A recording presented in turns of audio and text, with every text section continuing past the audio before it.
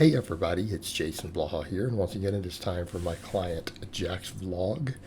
And because Jack has a meet coming up, we have switched over to 2 bench press days, a squat, and a deadlift day every week. We've removed his press, and again, this is looking a lot less like 5-3-1 type training for him, even though the idea is the same.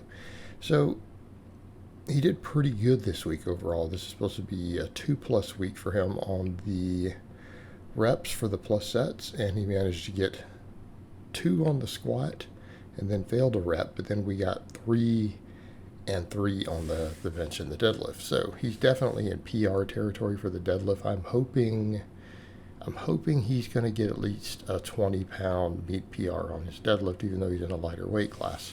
Now, I had someone ask me, I don't understand why you took him from 5s to 10s on the assistance work on the bench, and it's very, very simple, guys. He's benching twice a week. It means we have 2+ sets. That's a lot of tension on one exercise. I don't want to beat him up with a bunch of 5s. Okay, number one. Number two, we removed 10 rep stuff like dumbbells because we're doing assistance work on the flat bench twice a week. Okay, we start looking at overall volumes of what we can handle for a drug-free lifter and get away with it. All right, we're going to stick with the benching itself as its primary assistance. We're not going to do a lot of accessory pressing. So accordingly, to get the volumes that I want, we're essentially replacing some of that with benching, right? We're replacing the dumbbell with barbell. So because of all of that, we need these 10s. And that's something, that gets brought up with me, and people are like, why don't you have your people often do a bunch of 5s? Simply put, it beats you up.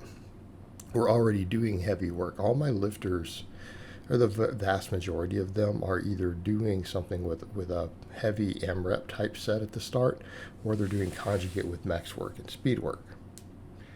All right, you see where we're going here? We're already getting our really heavy work in. So that reduces some of the benefits of the higher tension of doing 5s.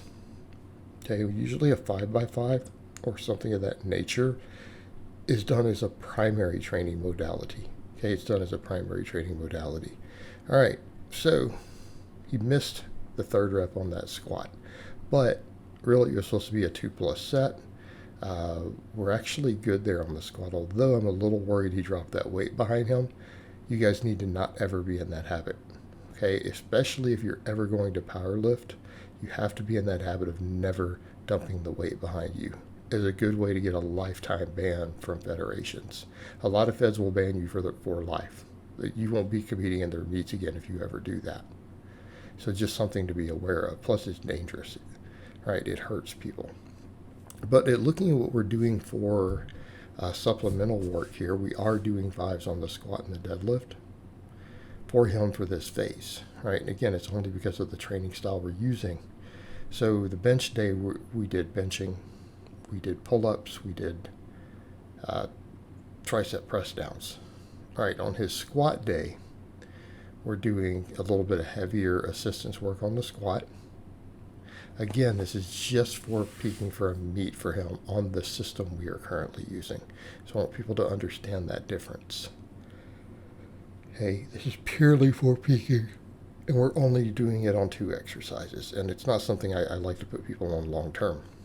All right, afterwards today, he's doing hack squats. Again, we're doing deep, full range of motion. We're building muscle, because again, all this accessory work, the purpose is hypertrophy. Our goal is to get bigger. That's why we do it.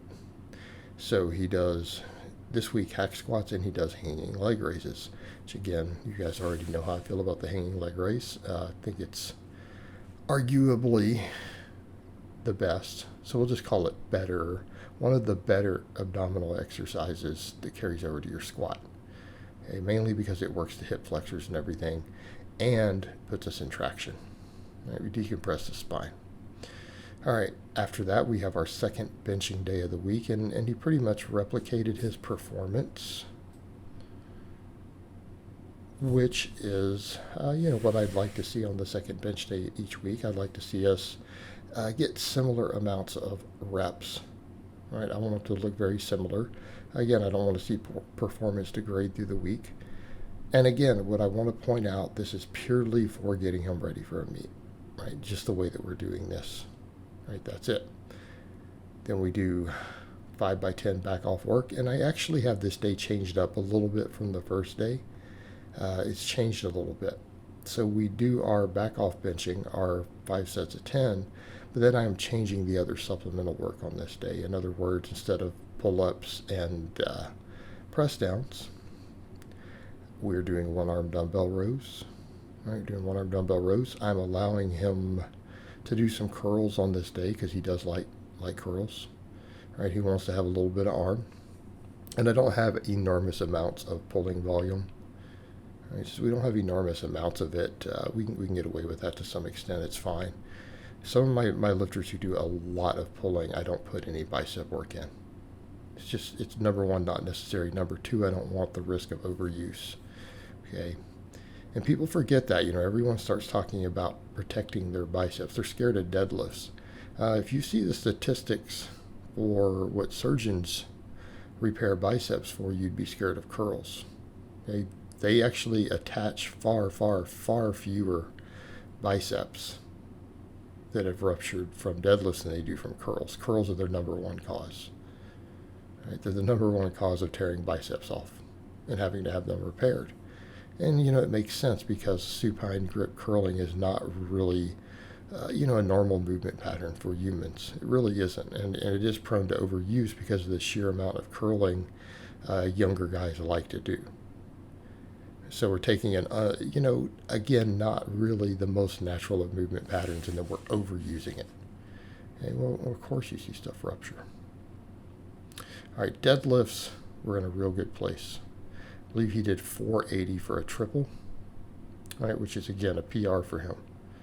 That is a PR. It's a rep PR. So we're good to go there. Now, if you guys notice, we're still seeing a little bit of hamstring weakness coming out on these. And he brought that up, I think, a while back. He's like, my hamstrings have gotten way stronger. How do I still have the hamstring weakness? Like, well, that's the way you're built. I think in his case, he's always going to be limited by hamstrings. In other words, if he misses a deadlift, it's very likely due to his structure, genetics, everything else, that it is, his hamstrings failing him to some extent. And I'm not saying other weaklings can't develop. It's just this is a very, very, very long-term one. A lot of his movement patterns have ingrained to try to work around a hamstring weakness, right? So that's what we're seeing here. So hamstrings are going to tend to limit him. So we need to always be focused on them, which we do at the end here by doing glute ham raises. Although he just got access to a reverse hyper. And we will be doing that next block. All right, guys, but that's really all I have to say on that today. I hope it's been informative, and I'll talk to you guys next time.